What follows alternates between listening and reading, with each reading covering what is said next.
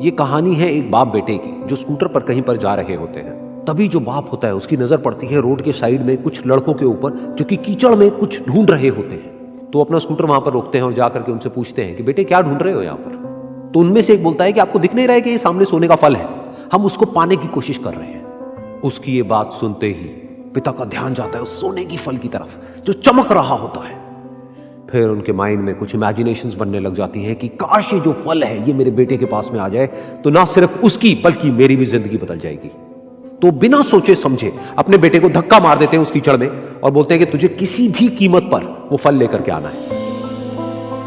लेकिन बेटे को वो फल नहीं चाहिए होता है, उसके अपने कुछ और ही सपने होते हैं। वो बहुत कोशिश करता है अपने पिता को ये समझाने की कि मेरी खुशी इस फल में नहीं है, मेरी खुशी कहीं और है, मेरे सपने कुछ और है। लेकिन उसके पिता उसकी एक नहीं सुनते हैं। वो उसको धक्का मारते हैं उस कीचड़ में और बोलते हैं कि मैं तुझसे पूछ नहीं रहा हूं, तुझे बता रहा हूं कि तुझे वो लेकर के आना है। तो वो बेटा भी अपने बाप के सपने को सच करने के लिए अपनी पूरी जान लगा देता है और पूरी कोशिश करता है कि किसी तरीके से उस सोने का फल उसके हाथ में आ जाए। लेकिन जैसे जैसे वो हाथ पैर मारता है उस फल को पकड़ने के लिए वो और नीचे धंसने लग जाता है और फिर जाकर के उसको समझ आता है कि ये कीचड़ नहीं है, ये दलदल है। वो चीखता है, चिल्लाता है, अपने पिता को आवाज लगाता है, लेकिन उसके पिता उसकी एक नहीं सुनते।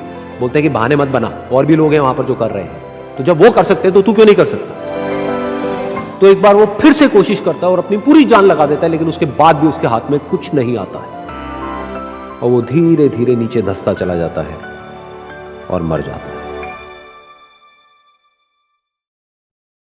तब जाकर के उसके पिता को एहसास होता है कि उससे कितनी बड़ी गलती हो गई। वो वहीं बैठ करके रो रहा होता है, चीख रहा होता है, चिल्ला रहा होता है। तभी वहां पर एक साधु आता है और वो साधु उस आदमी से पूछता है कि तुम क्यों रो रहे हो। फिर वो आदमी उस सोने के फल की तरफ इशारा करते हुए उस साधु को अपनी पूरी बात बताता है और बोलता है कि इसमें मेरी क्या गलती है, मैंने तो जो कुछ भी किया अपने बेटे की खुशी के लिए किया। तो वो साधु उस फल को ध्यान से देखता है और उस आदमी को कहता है जिस सोने के फल की वजह से तुमने अपने बेटे को गवा दिया, कम से कम एक बार ध्यान से उसकी तरफ देखा तो होता कि वहां पर कोई फल है भी या नहीं।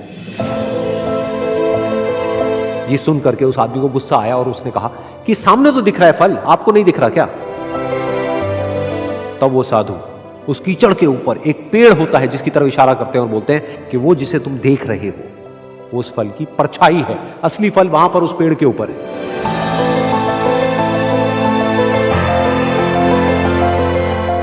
फिर वो साधु उस आदमी को बोला कि अपने बेटे को जबरदस्ती धक्का देने की बजाय और उसको बताने की बजाय कि तेरी खुशी किसमें है, अगर तुमने उससे पूछा होता कि बेटा तू बता तू क्या करना चाहता है और तेरी खुशी किसमें है, तो ना सिर्फ तुम्हारा बेटा जिंदा होता बल्कि हो सकता है कि उसके हाथ में वो असली सोने का फल भी होता।